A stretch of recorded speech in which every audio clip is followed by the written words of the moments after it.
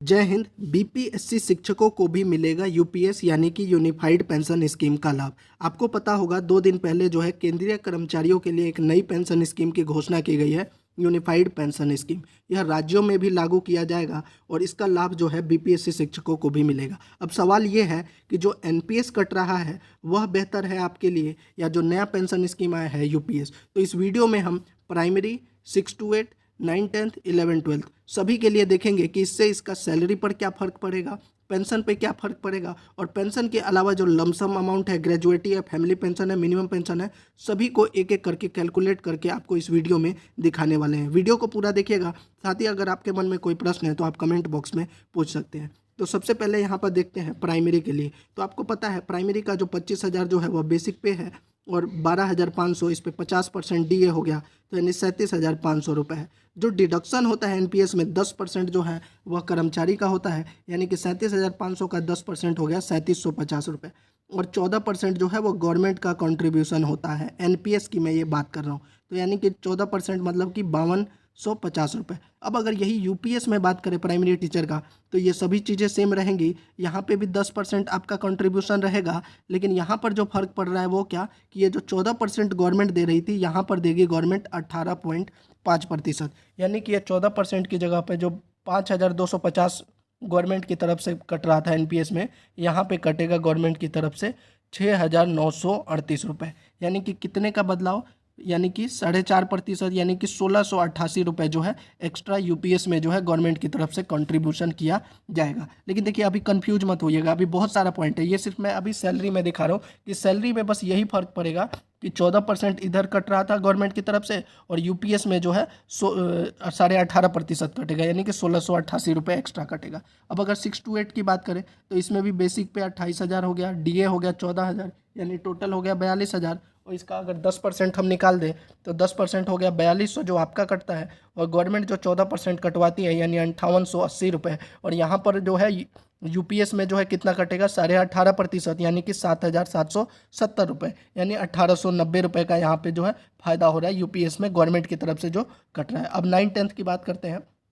9, 10th में देखिए basic पे हो गया 31,000, डीए हो गया 15,500 यानी 46,500। आपका जो कटता है वो 4650 और गवर्नमेंट का 14% जो कट रहा है वो 6510 रुपये हो गया। अब यहाँ पर जो है 10% आपका कटेगा और गवर्नमेंट की तरफ से कटेगा जो 18.5% यानी 8,602, और यहाँ पर गवर्नमेंट की तरफ से मिल रहा था 6,510, यानी 2,092 रुपये का यहाँ पे आपको फायदा दिख रहा है। वहीं 11th 12th की बात करें तो 32,000 हो गया बेसिक पे, डीए हो गया 16,000, टोटल 48, 10% डिडक्शन हो गया 4,800 और यहाँ पे हो गया 6,720, और यहाँ पे जो 18.5% कटेगा तो ये हो जाएगा 8,880, यानी 2,160 रुपये का जो है यहाँ पे यूपीएस डिडक्शन में आपको फ़ायदा हो रहा है। तो ये तो हो गया, देखिए सैलरी का फ़र्क हो गया। लेकिन इसके अलावा जो मेन फ़र्क है जो एनपीएस और यूपीएस में, वो मैं आपको बता देता हूँ। इसके ऊपर मैंने पूरा, अब एक चीज़ और है इसमें, 3 पेंशन हो गया है देश में, एक हो गया है ओपीएस, एनपीएस और यूपीएस। अगर तीनों का फर्क आपको समझना है तो इसके ऊपर मैंने वीडियो बनाया है जिसका लिंक डिस्क्रिप्शन में दिया है, वह जाकर देख लीजिएगा, तीनों का फर्क समझ में आ जाएगा। इस वीडियो में हम सिर्फ बात कर रहे हैं एनपीएस और यूपीएस की। तो अब देखिए वो तो सैलरी का फर्क है, लेकिन इसमें जो फुल पेंशन की बात कही गई है वो 25 ईयर्स होने के बाद। अब जो शिक्षक हैं जिनकी जो है 60 साल तक जॉब होती है, तो उनका जो है 25 साल तो मतलब कि वो सर्विस कर ही लेंगे। तो अगर उनका फुल पेंशन मिलेगा तो एनपीएस में क्या था और यूपीएस में क्या है उसको देखिए एनपीएस में जो आपका पेंशन मिल रहा था वह किसके आधार पर मिल रहा था, आप जो 10% कंट्रीब्यूशन करते हैं और 14% जो गवर्नमेंट कंट्रीब्यूशन करती है, इनको मिलाने के बाद जो आपका कॉर्पस अमाउंट बनता है। कॉर्पस अमाउंट का मतलब जो आपका 10% और 14% ये मिलाने के बाद जो उस पर इंटरेस्ट लगा है, इन सभी अमाउंट को जो मिलाकर अमाउंट बनता है वह होता है कॉर्पस अमाउंट। इसके ऊपर आपको पेंशन मिलता था। लेकिन यहाँ पर एक फ़ायदा और था, मान लीजिए आपका कॉर्पस अमाउंट 1 करोड़ रुपए बनता है, तो 1 करोड़ में से आपको जो है 60% आप निकाल सकते हैं, यानी 60 लाख रुपए जो है आपको मिल जाता था। लेकिन जो 40 लाख रुपए था उसके ऊपर आपको यहाँ पर पेंशन दिया जाता था। लेकिन यूपीएस में क्या है, यूपीएस में जब आपका जो है 25 साल सर्विस हो जाएगा तब आपको पेंशन दिया जाएगा, और वो पेंशन क्या होगा, आपका जो भी बेसिक पे, मान लीजिए उस समय आपका बेसिक पे जो है 60,000 रुपये है, तो फिर उसका 30% आपको मिले, 50% आपको मिलेगा, यानी कि 30,000 रुपये यहाँ पर पेंशन मिलेगा यूपीएस में। कब मिलेगा? जब आपका 25 ईयर्स हो गया। तो बेसिक पे का 50% यानी कि 30,000 रुपये यहाँ पर पेंशन में मिलेगा, प्लस में डी आर जो भी होगा, जैसे डी आर अभी 50% है तो 50% इसका निकाल दीजिए तो 15, यानी कि 45,000 रुपये आपको यहाँ पर पेंशन मिलेगा। तो ये तो हो गई पेंशन की बात। जो यहाँ पे नुकसान हो रहा है एनपीएस और यूपीएस में, वो इसका हो रहा है लमसम अमाउंट का।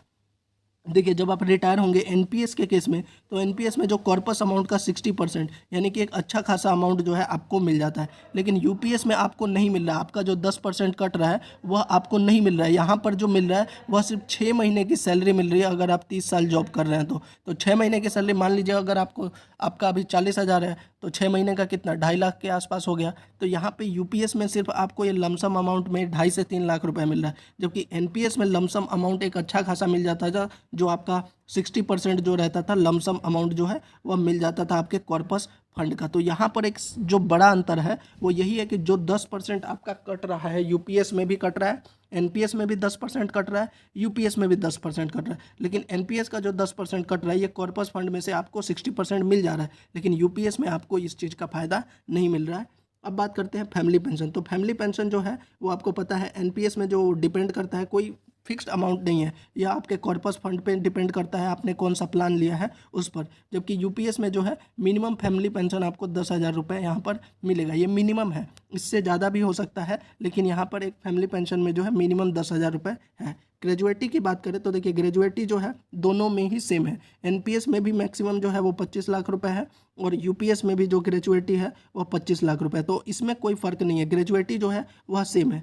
मिनिमम पेंशन, एनपीएस में कोई मिनिमम पेंशन नहीं है, कोई निर्धारित नहीं किया गया है कि कितना पेंशन मिलेगा, कोई फिक्स्ड अमाउंट नहीं है। लेकिन यूपीएस में जो है मिनिमम पेंशन जो है वो 10,000 रुपये रखा गया है। तो ये है एनपीएस और यूपीएस का अंतर। लेकिन यहाँ पे जो मेन सवाल यही है कि जो 10% आपका यूपीएस में कटेगा वह आपको यहाँ पर नहीं मिल रहा है, जो कि एनपीएस में आपको जो है कॉर्पस अमाउंट में से 60% मिल जाता था। अब बात कर लेते हैं कि यह बिहार में कब लागू होगा। तो देखिए, यह बिहार में भी लागू होगा, क्योंकि जैसे जैसे केंद्र सरकार जो है अपने केंद्रीय कर्मचारियों के लिए घोषणा करती है, चाहे वो डीए हो गया या फिर पे कमीशन हो गया, उसी के हिसाब से जो है राज्य सरकारें भी अपने कर्मचारियों के लिए घोषणा करती हैं। और बिहार में तो एनडीए की सरकार है, तो ऑब्वियसली है कि यहाँ भी ये यूपीएस स्कीम जो है वह लागू किया जाएगा। तो ओवरऑल देखें ना, तो हम अगर एनपीएस और यूपीएस की देखें तो मेरे ख्याल से जो है एनपीएस और यूपीएस में ज़्यादा फर्क है नहीं। अगर आपकी सर्विस 25 साल से ज़्यादा है तो मुझे लगता है कि एनपीएस ही सही है, लेकिन अगर आपका सर्विस 25 साल से कम है तब शायद आपको यूपीएस में जाना चाहिए,